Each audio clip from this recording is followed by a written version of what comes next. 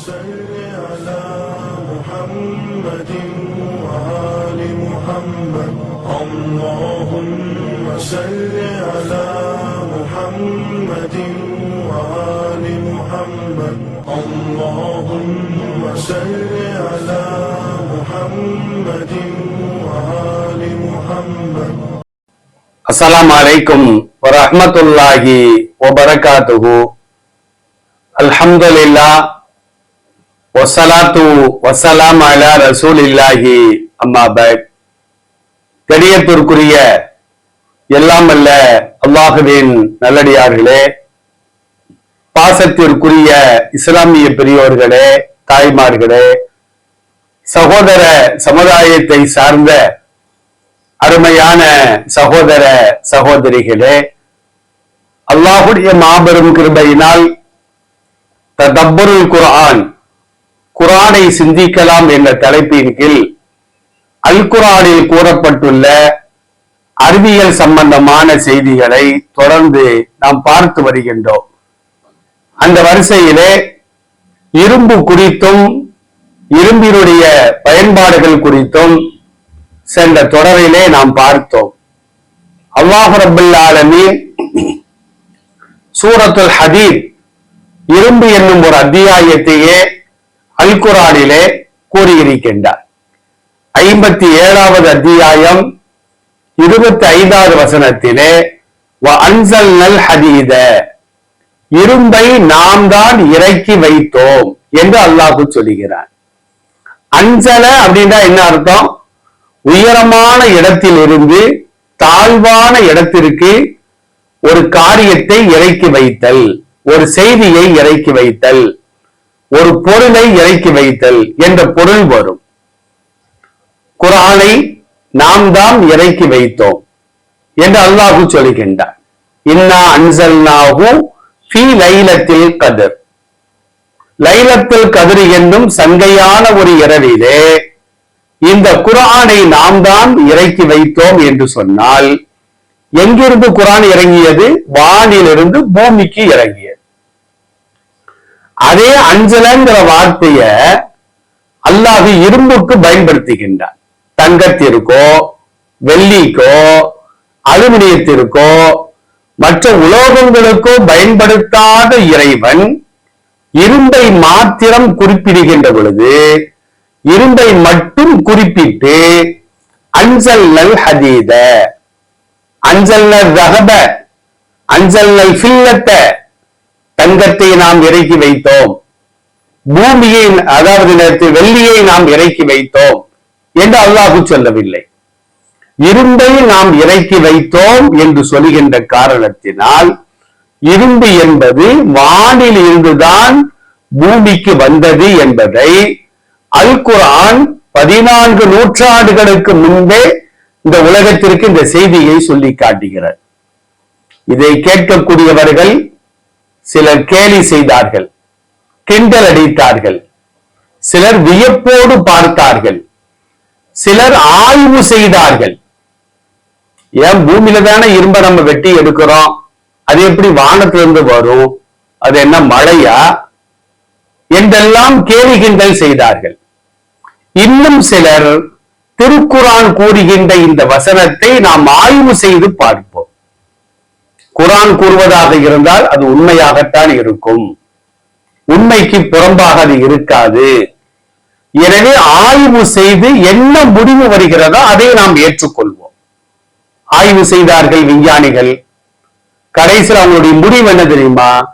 திருக்குர்ஆன் கூறுகின்ற கருத்துதான் உண்மை. வானில் இருந்துதான் பூமிக்கு இரும்பின் துகள்கள் வந்தது. கோடிக்கணக்கான ஆண்டுகளுக்கு பின்னால் அந்த துகள்கள் யாவும் இரும்பாக உருவாக்கப்பட்டது என்ற உண்மையை இன்றைக்கு விஞ்ஞானிகள் சொல்லி வருவதை நாம் கண்கூடாக பார்த்து வருகின்றோம். அருமையானவர்களே, நவீன வானியல் என்ன சொல்லுகிறது தெரியுமா? இரும்பு என்பதாகிறது பூமியில் உருவான தனிமம் அன்று. பூமியில் அது உருவாகவில்லை. தங்கத்தை போன்று, வெள்ளியை போன்று, ஈயத்தை போன்று பூமியில் அது உருவாகவில்லை. மாறாக இரும்பு என்பது விண்வெளியில் உள்ள விண்கற்கள் மற்றும் நட்சத்திரங்களின் மோதல்களால், வானில் உள்ள விண்கற்கள், அதே நேரத்தில் நட்சத்திரங்கள் சில நேரங்களில் ஒன்றோடு ஒன்று மோதிக்கொள்ளும். அல்லாஹ்வுடைய ஏற்பாடு.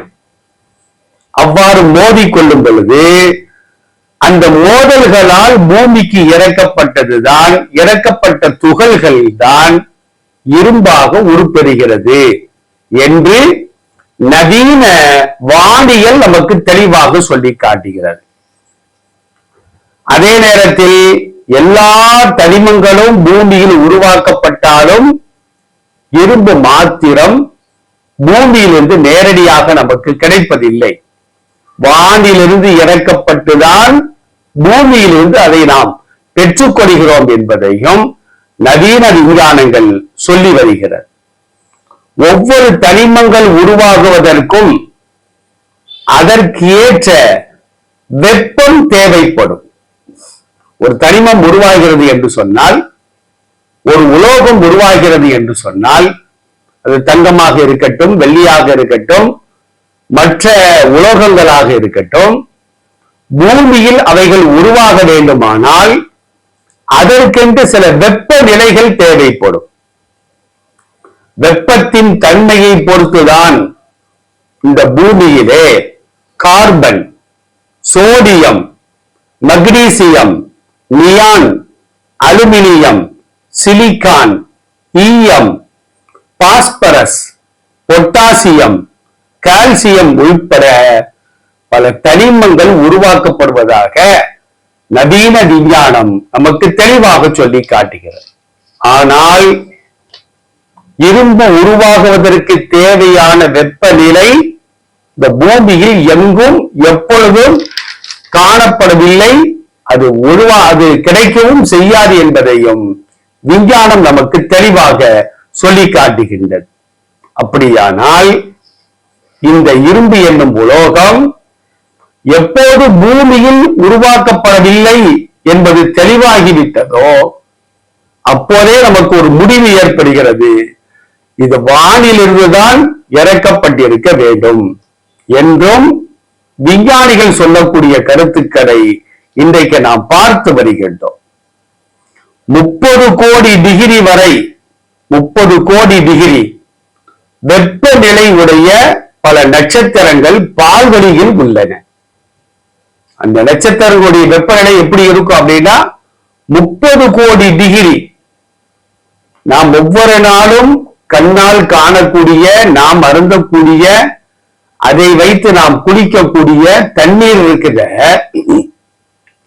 தண்ணீர் கொதிப்பதற்கு 100 டிகிரி செல்சியஸ் வெப்பநிலை போதும். அது 212 டிகிரி ஃபாரன்ஹீட் வெப்பம் அதற்கு தேவைப்படும். இந்த வெப்பநிலையவே நம்மளால தாங்க முடியலையே. அந்த பால்வெளியில் இருக்கக்கூடிய சில நட்சத்திரங்களுடைய வெப்பம் 30 கோடி டிகிரி என்பதாக விஞ்ஞானிகள் சொல்லி காட்டுவார்கள். இந்த நட்சத்திரங்களில் இருந்து எரிக்கற்கள் பூமியை நோக்கி விழுகின்றது. அது வால் நட்சத்திரங்கள் பூமியை நோக்கி விழுகிறது. அந்த நேரத்தில் வளிமண்டலத்தில் அவைகள் தடுக்கப்பட்டு எரிக்கப்படுகின்றன. அவற்றின் துகள்கள் பூமிக்கு வந்து அடைகின்றன. கோடான கோடி ஆண்டுகள் அந்த துகள்கள் பூமியில் தங்கி பிற்காலத்தில் அவைகள் இரும்பாக உருவாக்கப்படுகிறது. ஆக பால்வெளியில் உள்ள நட்சத்திரங்களும் வால் நட்சத்திரங்களும் பூமியை நோக்கி வரும் பொழுது அவைகள் ஒன்றோடு ஒன்று மோதுகின்றது. இறைவன் தான் அந்த மோதலை உருவாக்குகிறான். ஒன்றோடு ஒன்று மோதுகிறது, சிதறுகிறது, அதனுடைய துகள்கள் பூமியை வந்தடைகிறது. அதெல்லாம் நம்முடைய கண்களுக்கு தெரியாது. அந்த துகள்கள் கோடான கோடி ஆண்டுகள் பூமியில் தங்க வைக்கப்பட்டு பிற்காலத்தில் அவைகள் இரும்பாக உருவாகி விடுகிறது என்று இன்றைக்கு நவீன விஞ்ஞானம் சொல்லக்கூடிய கருத்துக்களை நாம் பார்த்து வருகின்றோம். இது குறித்து நாசா விஞ்ஞானிகள் என்ன கூறுறாங்க தெரியுமா? சூரியனுக்கும் சூரிய குடும்பம் என்று கூறப்படுகின்ற அனைத்து கோள்களுக்கும் கூட இரும்பை உருவாக்கக்கூடிய தன்மை கிடையாது. இரும்பை உருவாக்கும் ஆற்றல் பூமிக்கு ஒரு காலத்திலும் இருந்ததில்லை. அதே நேரத்தில் சூரியனுக்கும் இருந்ததில்லை. சூரிய குடும்பத்தில் உள்ள கோள்களுக்கும் இரும்பை உருவாக்கக்கூடிய தன்மை இருந்ததில்லை. இரும்பின் ஒரு அணுவை, மனுஷனுக்கு அணுக்கள் இருப்பதை போன்று இரும்புகளுக்கும் அணுக்கள் உண்டு. ஒவ்வொரு உலோகத்திற்கும் அணுக்கள் உண்டு. இரும்பின் ஒரு அணுவை உருவாக்க சூரிய குடும்பத்தின் மொத்த ஆற்றலை போன்று, சூரிய குடும்பத்தில் உள்ள அனைத்து கோள்களின் ஆற்றலை போன்று 4 மடங்கு ஆற்றல் தேவைப்படும். 4 மடங்கு ஆற்றல் தேவைப்படும். எனவே பூமியில் காணப்படுகின்ற இரும்பு வானத்தில் இருந்துதான் வந்திருக்க வேண்டும் என்று நாசா விஞ்ஞானிகள் இந்த கருத்தை நமக்கு தெளிவாக சொல்லி காட்டுகிறார்கள். ஆக விஞ்ஞானிகள் கூறுகின்ற கருத்துக்களை எல்லாம் நாம் எடுத்து வைத்து பார்த்தால், அன்சல்னல் ஹதீத, நாமே வானிலிருந்து இரும்பை இறக்கி வைத்தோம்.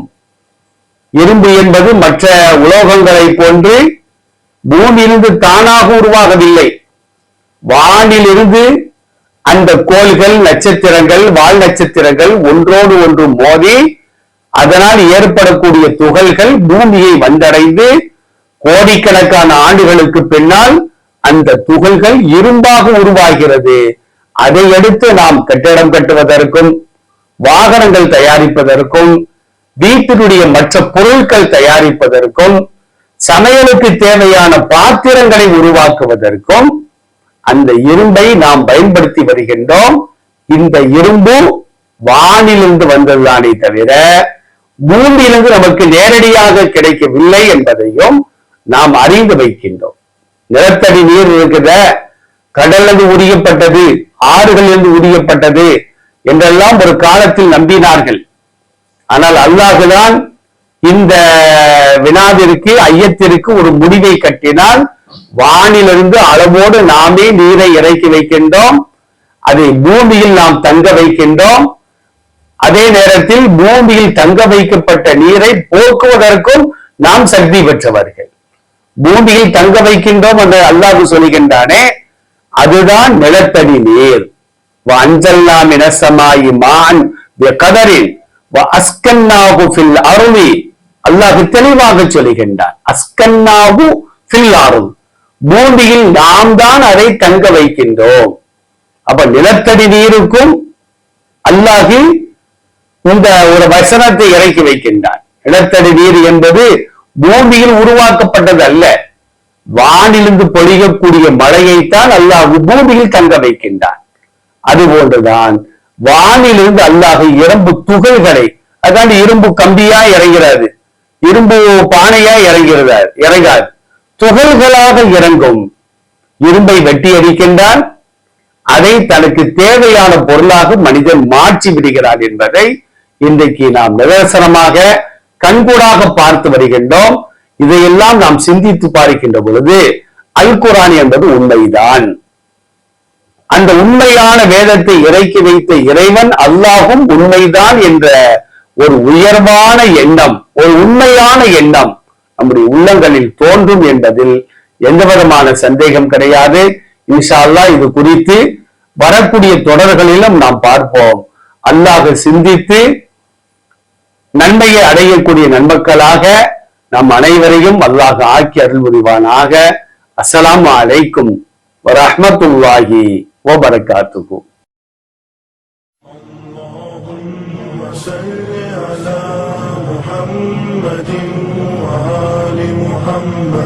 اللهم صل على محمد وآل محمد. اللهم صل على محمد